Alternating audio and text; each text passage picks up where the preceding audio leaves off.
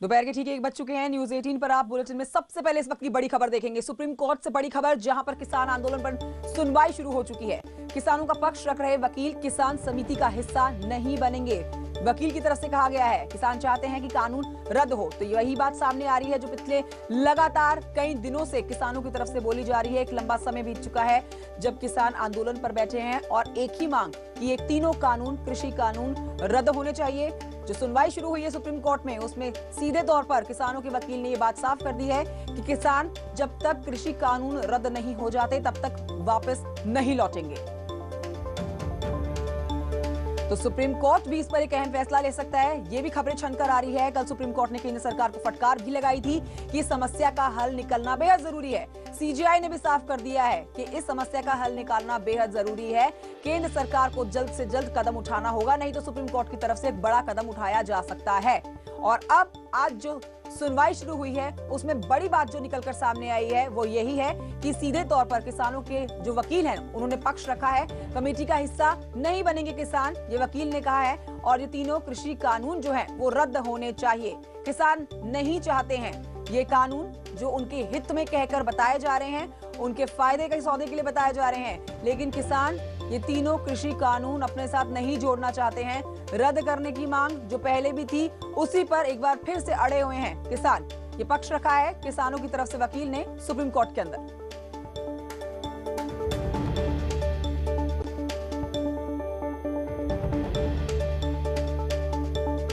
मेरे साथ मेरे 3 सहयोगी प्रीति, अमित और शंकर आनंद इस समय मौजूद हैं। सबसे पहले शंकर आनंद की तरफ चलते हैं। शंकर आनंद, सुप्रीम कोर्ट में जो सुनवाई शुरू हुई है, साफ उसमें कह दिया गया है किसानों के वकील की तरफ से कि हम ये कानून नहीं चाहते हैं। किसान चाहता है कि तीनों कृषि कानून रद्द हो जाए। वही बात जो पिछले लंबे समय से दोहराई जा रही है।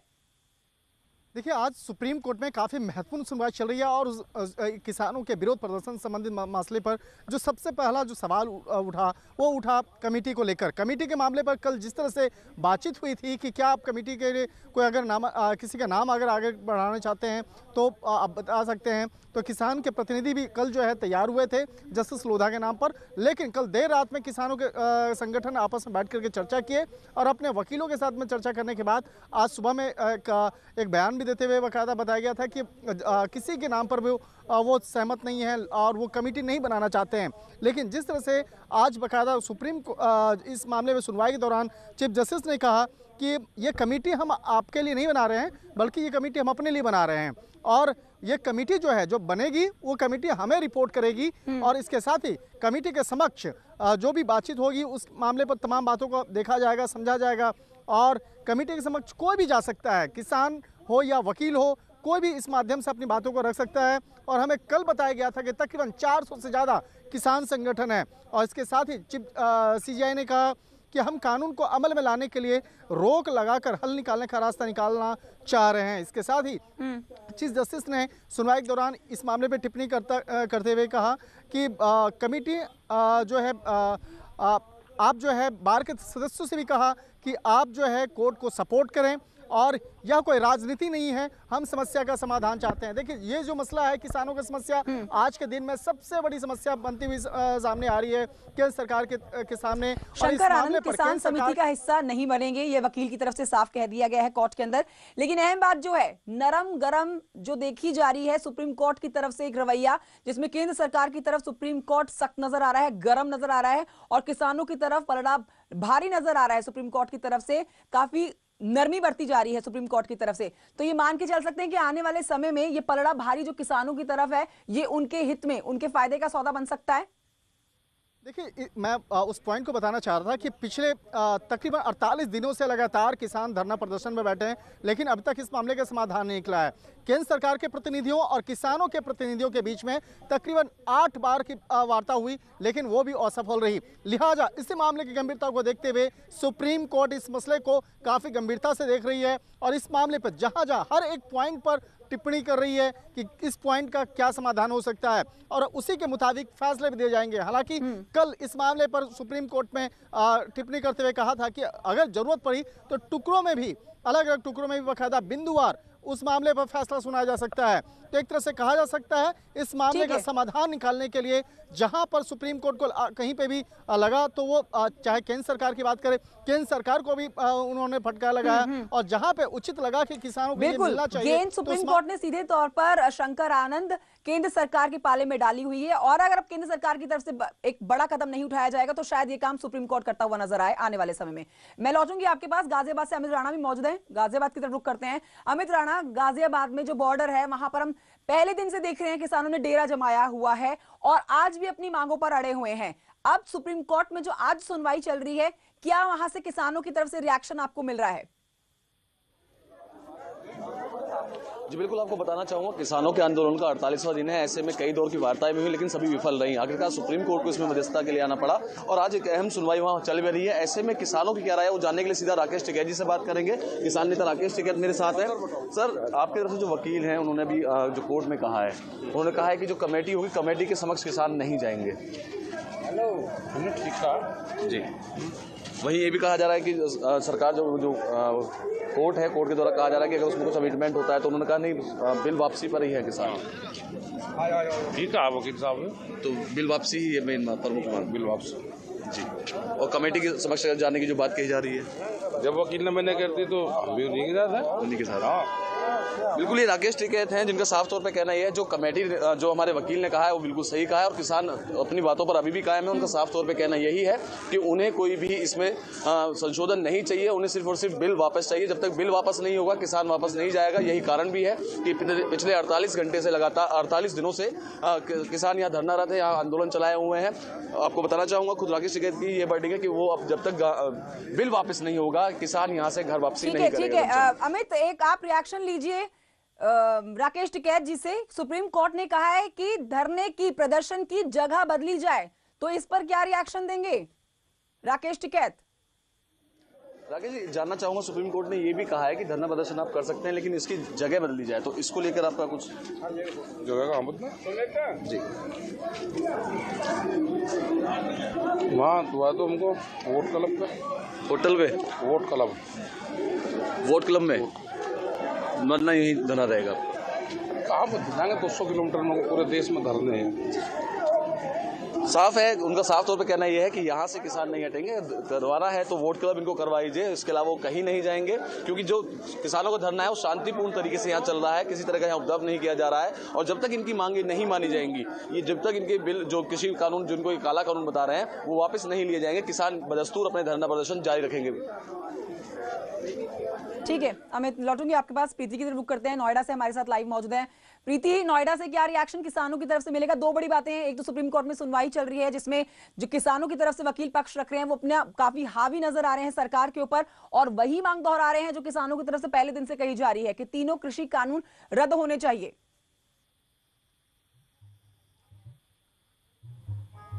बिल्कुल, सुप्रीम कोर्ट में जो आज किसानों को लेकर जो सुनवाई चल रही है, सुप्रीम कोर्ट सुनवाई कर रहा है, तो किसानों के जो वकील हैं उन्होंने साफ कर दिया है कि ये जो कानून है इसको वापस लिया जाए। हालांकि सुप्रीम कोर्ट ने ज़रूर कहा कि हम एक कमेटी बनाएंगे, किसानों ने उस पर मना कर दिया कि हम कमेटी के सदस्य नहीं बनेंगे, लेकिन सुप्रीम कोर्ट ने, सीजीआई ने साफ किया कि जो कमेटी हम बनाएंगे वो हम अपने लिए बनाएंगे। हालांकि यहाँ पर जो किसान मौजूद है उन्हीं से बात कर लेते हैं कि अब उनका क्या रुख है, वो क्या सोचते हैं। ये बताइए, सुप्रीम कोर्ट में सुनवाई चल रही है, आपके वकील ने कहा कि हम कानून वापस लेने पर ही अड़े हुए, मतलब कानून वापस ही हो। हालांकि सीजीआई ये कह रहे हैं कि एक कमेटी बनाएंगे, लेकिन कमेटी में किसान उसका सदस्य नहीं होंगे, हम अपने लिए कमेटी बना रहे हैं। तो अब आप लोग क्या कहेंगे? वो कमेटी किसके लिए काम करेगी? वो कमेटी किसानों के लिए काम करेगी। उसमें किसान होने चाहिए। हम पहले से मांग रहे हैं किसान आयोग का गठन हो, वो गठन और कमेटी सेम एक होना चाहिए, उसमें सारे किसान होने चाहिए, उसमें कोई राजनेता ना हो। अगर राजनेता हो कमेटी में तो फिर वही मामला होगा, कमेटी में फिर वोटिंग होगी, 11 आदमी में 6 आदमी उनके पक्ष में जाएंगे, फिर कोई ना कोई कानून ऐसे बनेगा जिसके लिए किसान को सड़कों पर आना पड़ेगा। अच्छा ये बताइए, सुप्रीम कोर्ट ने ये भी कहा है कि जो धरना स्थल है उसको बदला जाना चाहिए, क्योंकि जिससे लोगों को दिक्कत हो रही है, तो धरना स्थल बदला जाना चाहिए। ऐसा है, अब हम यहाँ से अगर उठ जाएंगे तो फिर किसी को क्या फर्क पड़ेगा? हमें तो अपनी मांग ये चाहिए ना, सरकार हमारी बातें मान ले ना, जिसलिए हम बैठे हैं। ये काले कानून हमें वापस चाहिए। पर अड़े हुए हैं और आज जो सुप्रीम कोर्ट में अहम सुनवाई चल रही है उसमें भी किसानों के वकील ने साफ कर दिया है कमेटी का हिस्सा किसान नहीं होगा और हमें ये तीनों कृषि कानून रद्द चाहिए। बहुत शुक्रिया आपका शंकर आनंद, अमित राणा बहुत शुक्रिया, साथ ही प्रीति आपका बहुत शुक्रिया जानकारी हमारे दर्शकों तक पहुंचाने के लिए। अब बात करेंगे यहाँ पर उस घड़ी के इंतजार की जो खत्म होने वाली है पूरे देश में, वो घड़ी जिसका इंतजार बेसब्री से किया जा रहा था। 16 तारीख को इंतजार खत्म हो जाएगा क्योंकि कोरोना की वैक्सीन पूरे देश में पहुंचाने का काम शुरू हो चुका है।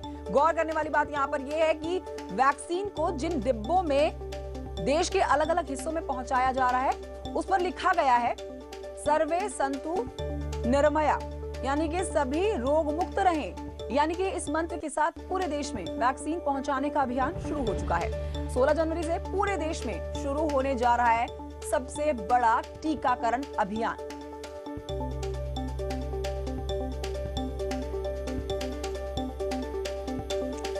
यहाँ आपको बता देते हैं कि लखनऊ भी आएगी कोरोना की वैक्सीन। कोरोना वैक्सीन दिल्ली से आज आएगी लखनऊ, आज ही लखनऊ के लिए रवाना होगी दिल्ली से।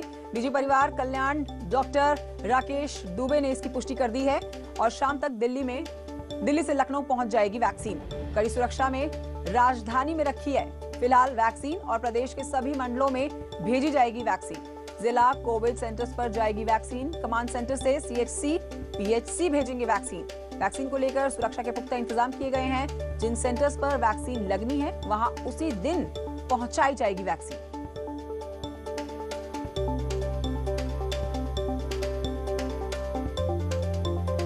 मेरे साथ मेरे सहयोगी मोहम्मद शबाब जुड़ गए और जानकारी के साथ। मोहम्मद शबाब, लखनऊ वासियों को बहुत बेसब्री से इंतजार रहने वाला है। जो दिल्ली से लखनऊ के लिए वैक्सीन रवाना होने वाली है, शाम तक पहुंचने का ऐलान जिसके लिए किया गया है, उसके बारे में क्या जानकारी सामने निकल कर आई है?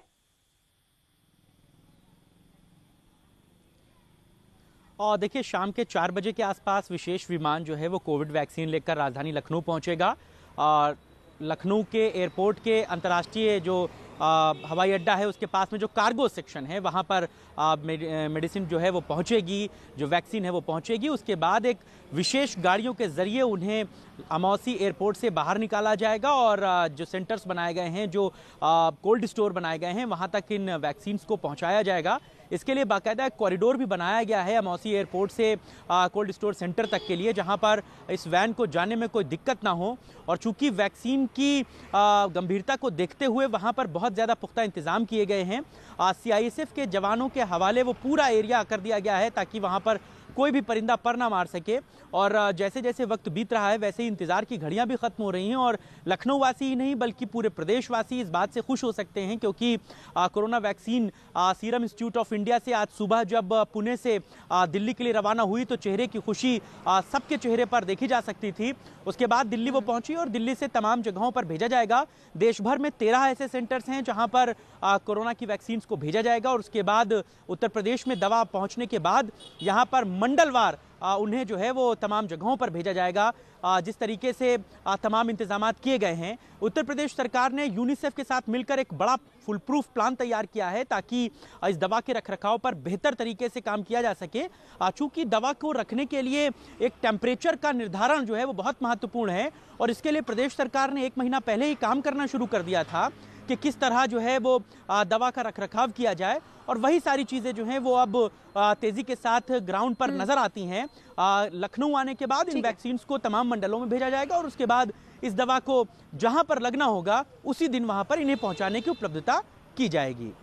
ठीक है, यानी कि जब दवा लगनी होगी, वैक्सीनेशन लगना होना होगा, तभी दवा उस जगह पर पहुंचेगी। मोहम्मद शबाब, शुक्रिया आपका डिटेल में ये पूरी जानकारी हमारे दर्शकों तक पहुंचाने के लिए। और अब आपको बताते हैं यूपी सरकार का एक बड़ा फैसला। प्रदेश में पक्षियों के आयात पर रोक लगाई गई है। 24 जनवरी तक पक्षियों के आयात पर रोक लग गई है। यूपी से सटे हुए राज्यों से आयात पर रोक लगी है। यूपी को बर्ड फ्लू नियंत्रित क्षेत्र घोषित किया। अब यूपी में पक्षियों के आयात पर 24 जनवरी तक के लिए रोक लग चुकी है। बर्ड फ्लू के संक्रमण को देखते हुए यह बड़ा कदम उठाया गया है उत्तर प्रदेश सरकार की तरफ से। यूपी के सीमा से लगे हुए राज्य जैसे कि राजस्थान, मध्य प्रदेश, हरियाणा, हिमाचल, ये सब एवियन इन्फ्लुएंजा के संक्रमण को देखते हुए उत्तर प्रदेश को कंट्रोल एरिया यानी कि नियंत्रित क्षेत्र घोषित किया गया है। अब प्रदेश में बर्ड फ्लू के संक्रमण को देखते हुए फिलहाल कोई भी पक्षी नहीं लाया जाएगा। सभी प्रकार के जीवित पक्षियों को यूपी की सीमा में आयात पर प्रतिबंध लग चुका है। ये बड़ी अपडेट आप तक पहुंचा रहे हैं। 24 जनवरी तक के लिए ये बैन लगा है। फैले बर्ड फ्लू के संक्रमण को देखते हुए उत्तर प्रदेश सरकार ने एक बड़ा फैसला किया है, जिसके तहत 24 जनवरी तक उत्तर प्रदेश को कंट्रोल एरिया यानी नियंत्रित क्षेत्र घोषित किया गया है, जिसके तहत 24 जनवरी तक उत्तर प्रदेश में पक्षियों के आयात पर प्रतिबंध लगाया गया है। सरकार का ये मानना है कि उत्तर प्रदेश में अभी बर्ड फ्लू के केसेस कम हैं, लेकिन सीमावर्ती राज्य से पक्षियों को यहां लाने पर संक्रमण का खतरा बढ़ सकता है। ऐसे में सरकार ने पक्षियों के आयात पर प्रतिबंध लगा दिया है। अनामिका सी, न्यूज़ 18, लखनऊ। इसी खबर के साथ एक छोटे से ब्रेक के लिए यहाँ पर रुकना होगा। जल्द लौट रहे हैं कुछ और अहम खबरों के साथ।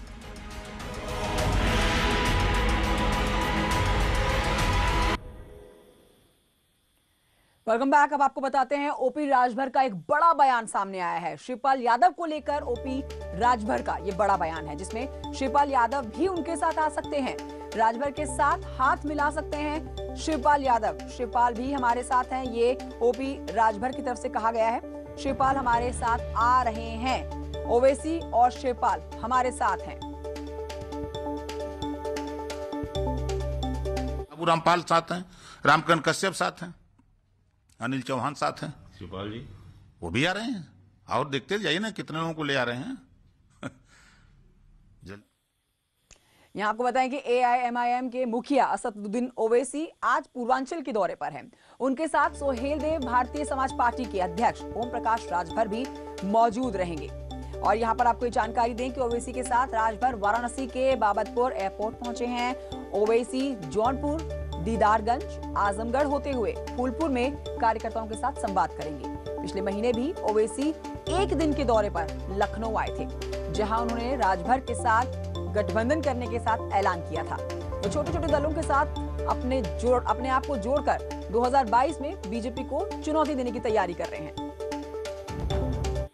कोशिश करने आए हैं राजभर साहब के साथ, हम काम करेंगे, आगे बढ़ेंगे। चुनाव की तैयारी है, आना जरूरी है। देखिए, जब समाजवादी पार्टी की सरकार थी, उन्होंने 12 मरतबा हमको आने नहीं दिया, 28 मरतबा हमारा परमिशन कैंसिल के आने नहीं दिया, तो हमको मौका मिला, बाहर हैं।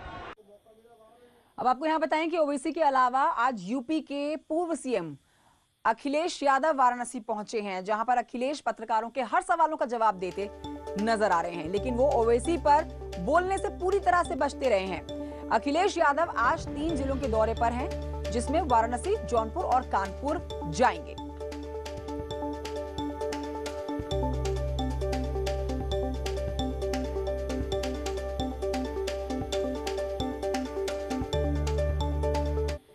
मेरे साथ उपेंद्र राय और अनामिका, मेरे दोनों सहयोगी इस समय मौजूद हैं। एक एक करके इनके पास चलते हैं। सबसे पहले चलते हैं उपेंद्र के बाद। उपेंद्र, अखिलेश यादव असदुद्दीन ओवैसी पर बोलने से क्यों बच रहे हैं?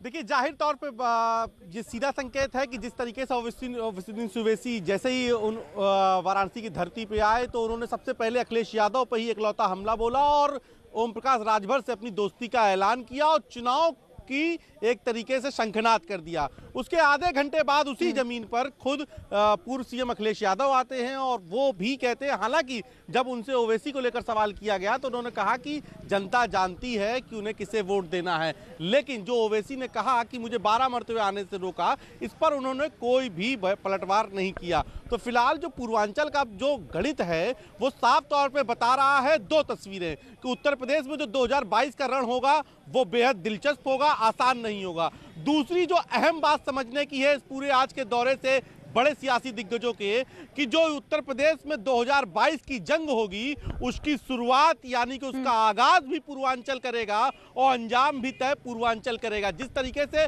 पूर्वांचल से इसकी शुरुआत हो रही है, सारे बड़े राजनीतिक दल पूर्वांचल आ रहे हैं और जितने भी जो बड़ा जिसे कहते हैं गठबंधन है, गठबंधन की जो बुनियाद और गठबंधन का जो ताना बाना बुना जा रहा है, ट्रायंगल बना है ओपी राजभर, अखिलेश यादव साथ साथ, लेकिन इस ट्रायंगल का एक हिस्सा असदुद्दीन ओवैसी की पार्टी भी है। लेकिन अखिलेश यादव का असदुद्दीन ओवैसी के बातों पर, सवालों पर बचना मीडिया के सामने, ये कैसे दिखाएगा आगे बीजेपी को चुनौती देने के लिए?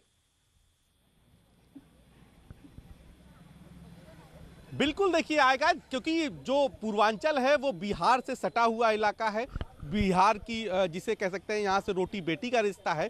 तो ऐसे में जो बिहार का जो अभी हाल का चुनाव हुआ उस पर जिस तरीके से ओवैसी की पार्टी ने जो है सीटों पे जीत दर्ज की, तो ऐसे में उनको जो उम्मीद दूसरी नजर आ रही है वो यूपी में पूर्वांचल से नजर आ रही है। दूसरी बात समझने की ये है कि जो पिछली बार का अगर आप देखिए तो जो राजभर थे वो बीजेपी के साथ ही थे। अनामिका से इस बार सवाल, अनामिका भी हमारे साथ मौजूद है। अनामिका, अखिलेश यादव पूरी तरह से कमर कस चुके हैं 2022 के लिए। वाराणसी, जौनपुर, कानपुर जाने वाले हैं वो आज इन तीनों जगहों का दौरा करने वाले हैं। लेकिन 2022 में टक्कर कैसे देंगे? अभी तो बात जब पूछी जा रही है, सवाल जो पूछा जा रहा है असदुद्दीन ओवैसी को लेकर, तो वो पतली गली से निकलते हुए नजर आ रहे हैं। कैसे देंगे चुनौती बीजेपी को? और देखिए कंचन, ओवैसी का जो दौरा है, पूर्वांचल का दौरा, वो सबसे ज्यादा खतरे की घंटी अखिलेश यादव के लिए ही है। अखिलेश यादव बखूबी ये बात जानते हैं कि बिहार से लेकर के अगर उत्तर प्रदेश में भी ओवैसी चुनाव लड़ते हैं, अगर उनको फायदा होता है तो नुकसान अखिलेश यादव को होगा। पूर्वांचल का अगर सेंटर की बात की जाए तो आजमगढ़, जहां से मुलायम सिंह यादव चुनाव जीत चुके हैं, सांसद रह चुके हैं, अखिलेश यादव के लिए भी पॉलिटिकल सेंटर वही है। लेकिन उसी के आसपास के वो जिले जो जहां पर राजभर समाज के लोगों की जनसंख्या सबसे ज्यादा है और कुछ सीटों पर तो निर्णायक भूमिका में भी है राजभर समाज के लोग, तो अखिलेश यादव ये बात जानते हैं कि राजभर का मिलना ओवैसी के साथ उनके लिए बहुत ही ज्यादा खतरनाक है। इसलिए भी है क्योंकि बिहार के चुनाव बिल्कुल अब ये देखना होगा दिलचस्प अनामिका के आने वाले समय में जब रैलियां होंगी, जनसभाएं होंगी, तो मंच साझा करते हैं कि नहीं करते हैं। बहुत शुक्रिया उपेंद्र, अनामिका, आप दोनों का जानकारी हमारे दर्शकों तक पहुंचाने के लिए। और इसी के साथ एक छोटे से ब्रेक के लिए यहां पर रुकना होगा। जल्द लौट रहे हैं पहाड़ की खबरों के साथ।